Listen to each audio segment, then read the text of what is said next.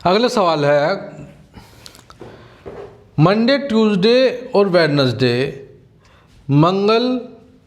सोमवार, मंगल और बुध का जो एवरेज तापमान है वो कितना है? 30 डिग्री। देखो सोमवार,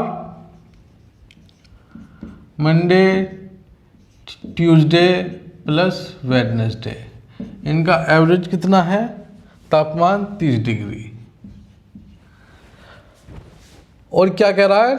मंगल, बुध और बृहस्पति, मतलब कि ट्यूसडे, वेडनेसडे प्लस थर्सडे, इनके तापमान का औसत है 33 डिग्री सेल्सियस। ठीक है, सेल्सियस मिटा देता हूँ, इसकी ज़रूरत नहीं है। अब वो क्या कह रहा है? Wednesday, Thursday was, Tuesday, Wednesday, Thursday was 33 degree Celsius, ये हमने लिख लिया। Temperature of on Monday was 32 degree, then the temperature of Thursday is. अब उसने क्या दिया हुआ? उसने दिया हुआ है जो मंडे है, मंडे का टेम्परेचर दिया हुआ है 32 डिग्री सेल्सियस। तो हमें बताना है थर्सडे का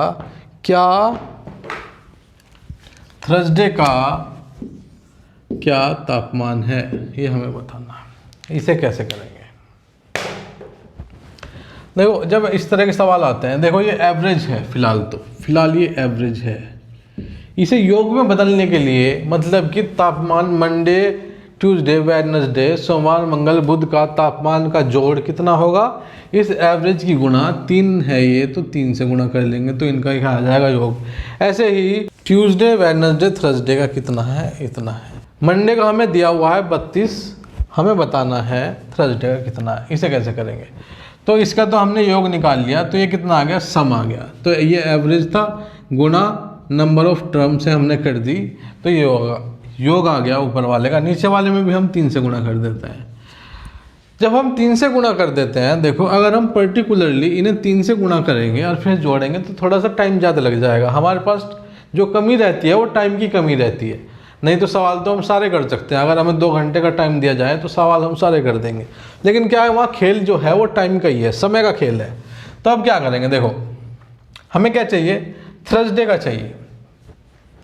तो हम चलो घटा लेते हैं, नीचे वाली इक्वेशन ऊपर वाली में से घटा लेते हैं।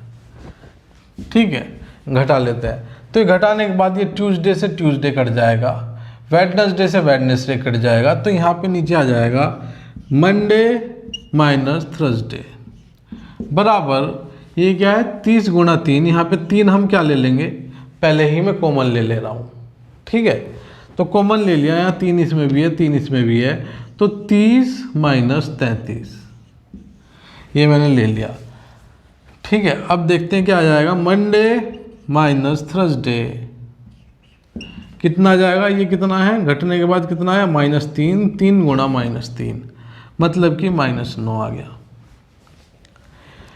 मंडे का तापमान हमें दिया हुआ है 32 डिग्री सेल्सियस, तो यहाँ रखेंगे हम 32 रखेंगे, इसे सोल्व करेंगे, 9 बराबर से दूसरी तरफ आएगा तो प्लस का बन जाएगा, और थर्सडे बराबर से दूसरी तरफ जाएगा तो ये भी प्लस का बन जाएगा, तो ये भी यहाँ पे थर्सडे आ गया। तो 32 प्लस 9 कितना हो जाएगा? 41। इसका मतलब है जो हमारा थर्सडे है वो कितना है? 32 माइनस 9 है, सॉरी प्लस 9 है, तो कितना हो जाएगा? 41 डिग्री सेल्सियस हमारा सही उत्तर होगा। फटाक से अगले सवाल की तरफ बढ़ते हैं। तो जो अगला सवाल है वो क्या कह रहा है? कोलकाता से जो यात्रा है वो शुरू होती है और उसके बाद क्या होता है? शुरू होने के बाद जो टैक्सी का एवरेज है, एवरेज जो औसतन वो चलती है, तो पहले तो वो चलती है 50 किलोमीटर प्रति घंटा की स्पीड से, पहले 50% दूरी के लिए, अगली दूरी के लिए अगली 40% दूरी वो यात्रा करती है 40 किलोमीटर प्रति घंटा की गति से, और अगले 20 किलोमीटर प्रति घंटा की गति से वो आगे की यात्रा पूरी करती है। ठीक है, तो देखो वो क्या है, हमने मान लिया 100% कितना है? 100 किलोमीटर। ठीक है, ये हमें मानना पड़ेगा। एक बात तो ये हो गई। दूसरी बात मैं यहाँ पे आपको बता दे रहा हूँ, क्या है, जिसने अभी तक नहीं पढ़ा वो बता दे रहा हूँ मैं। एवरेज स्पीड जो उसने दी हुई है, एवरेज स्पीड जो उसने पूछी हुई है, एवरेज स्पीड मतलब औसतन गति क्या होती है, टोटल डिस्टेंस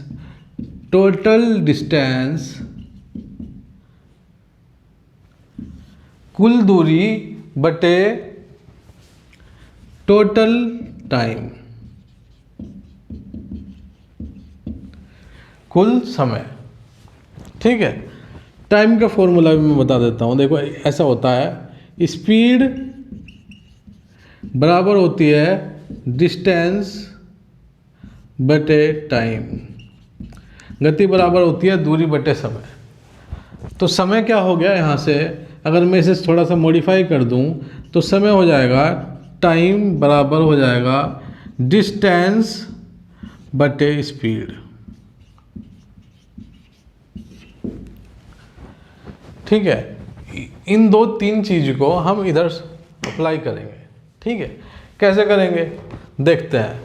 अब वो क्या है, टोटल डिस्टेंस, हमने डिस्टेंस मान लिया, क्या टोटल डिस्टेंस यहाँ पे हमने माना था कि टोटल डिस्टेंस कितना है 100%, जो कि हमने 100 किलोमीटर ले लिया। तो हमने लिख लिया एवरेज स्पीड, औसतन गति कितनी हो जाएगी, टोटल डिस्टेंस हमने 100 मान लिया था, बटे टोटल टाइम। अब टाइम की बात आते हैं। ठीक है, अब टाइम की बात यहाँ पे आते हैं, हम यहाँ लिखते हैं, चलो ठीक है, कि टाइम पहली जो उसने यात्रा करी, पहले हिस्से की जो यात्रा करी वो उसका टाइम कितना लगा, तो 50 किलोमीटर प्रति घंटा से पहले 50% दूरी उसने चली। अब 50%, इसकी 50% कितना आ जाएगा, मतलब कि 50 किलोमीटर उसने 50 की गति से चली है।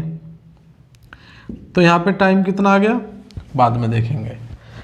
दूसरा जो उसने यात्रा करी वो की है 40 किलोमीटर प्रति घंटा की स्पीड से 40%। तो इसका ये टोटल दूरी है, इसका 40% कितना होगा 40, और गति कितनी थी 40। जो तीसरी उसने दूरी तय की है, तीसरी यात्रा उसने की है, वो कितनी की है 20 किलोमीटर प्रति घंटा से बची हुई दूरी। अब बची कितनी देखो, 50 किलोमीटर यहाँ चल दिया, 40 किलोमीटर यहाँ चल दिया, 50 और 40 कितना हो गया 90, टोटल कितना है 100 किलोमीटर। तो बची हुई कितनी होगी 10 किलोमीटर। 10 किलोमीटर की दूरी उसने 20 किलोमीटर प्रति घंटा की स्पीड से हमने तय करी। देखो इसमें इन तीनों में ये वाला फॉर्मूला हमारा लगा है। क्लियर, ये वाला जो फॉर्मूला है वो हमने यहाँ से उठाया है, जो मैंने अभी बताया था। आगे की तरफ बढ़ते हैं, तो कह रहा है टोटल टाइम। तो टोटल टाइम का मतलब क्या हो जाता है यहाँ पे कि T1 + T2 + T3, या जितनी भी उसने यात्रा की है हिस्सों में, उन सब में लगने वाला समय हमें यहाँ लिखना है। तो पहली जो यात्रा की है 50/50, तो हम इसे काट लेंगे तो कितना आ जाएगा 1, तो 1 आ गया, प्लस T1 हो गया हमारे पास। T2 की बात करें तो 40/40, तो ये भी कट जाएगा, ये कितना आ जाएगा 1 + 1। T3 की बात करें तो 10/20 कितना आ गया, ये यहाँ से कट जाएगा, तो ये आ जाएगा 1/2। तो अब मैंने लिख लिया +1/2। इसे हम सॉल्व करेंगे तो 100 तो ऐसा का ऐसा ही रहेगा ऊपर, और नीचे कितना आ जाएगा 1 + 1 2, 2 + आधा कितना हो गया 2.5। अब इसे काटेंगे कैसे, ठीक है। अब 2.5 को ये दशमलव मैं हटा के ऊपर 10 लिख लेता हूँ, और 25 चौका 100, तो मतलब कि 40 इसका एवरेज आ गया।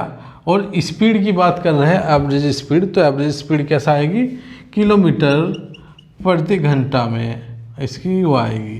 तो 40 जो है हमारा सही उत्तर होगा।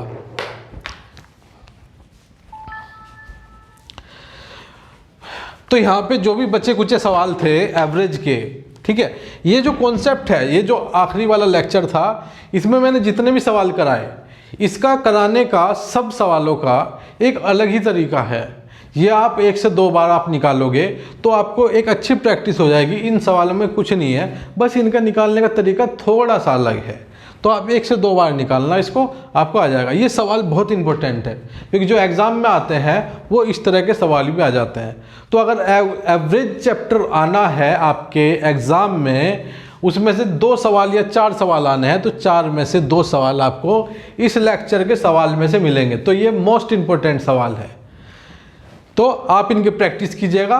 तब तक के लिए हम मिलते हैं अगले चैप्टर में। अगला चैप्टर हमारा जो आने वाला है वर्क टाइम एंड इफ़िशियंसी, वो भी बहुत इम्पोर्टेंट और बहुत आसान चैप्टर है। तो आप अगर उसे करोगे तो उसे मैं ऐसा तरीका बताऊंगा कि आप उसे कभी नहीं भूलोगे, क्योंकि हमारे यहाँ लेवल अप पर क्या होता है, हम कॉन्सेप्ट क्लियर कराते हैं, रट्टा लगाने का यहाँ पे कोई प्रोसेस नहीं है। तो अगर आपका कॉन्सेप्ट क्लियर हो गया तो आपका कैसा भी एग्ज़ाम में सवाल आए तो आप उसे कर पाओगे और अपनी ट्रिक आप खुद ही बना पाओगे। मैं आपसे यहाँ पे खुद अपनी आपकी ट्रिक बनवाऊँगा। तो चलिए मिलते हैं अगले लेक्चर में, तब तक के लिए थैंक यू, धन्यवाद, जय हिंद, जय भारत, बाय बाय।